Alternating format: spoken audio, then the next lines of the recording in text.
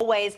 Your reaction there to the former president and, of course, now candidate Trump in Iowa?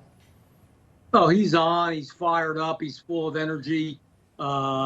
He's speaking better than ever, and he's, I think, having more fun than ever. I mean, he really enjoys getting out with the crowds. I've had the honor of campaigning with him sometimes, and he's a people person.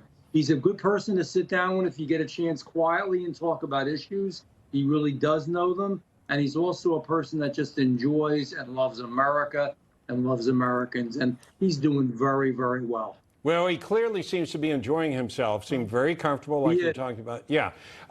Anybody going to take any of the votes away from him? I mean, he's always had a solid following, which is what makes him so imposing in primaries, because at worst, he gets his 35%, right? And people get peeled off. But lately, he's had numbers even higher than that. So does DeSantis or Chris Christie, do any of these folks take some of those votes away?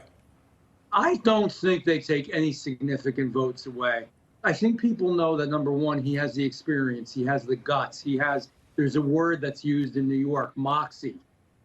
He has the ability to really go in there and shake it up. Let's everybody understand something. People love him so much because he was the only one to truly come forward in Washington, D.C. and crack that rotten egg open and let everybody see really what was going on and is going on with our regulatory agencies, with the FBI, with the CIA, with the Department of Justice, with so many different parts of our government that weren't working right, and he got back on track.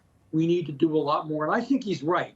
If you go in there, and that's what people like about him, if you've got guts and you've got energy, you can go in there and you can straighten this thing out a lot quicker than people think. And that's what some of the folks who are traditionalists and just want to go along to get along and want to keep us doing the same old thing and just kind of want to sit by while our country begins to collapse. And he's right. We are at the precipice. We are at the edge. If we're not careful, we're going to lose our United States of America. We need a strong and powerful America, and we need to be number one in everything. He's the only guy I know right now that can do that.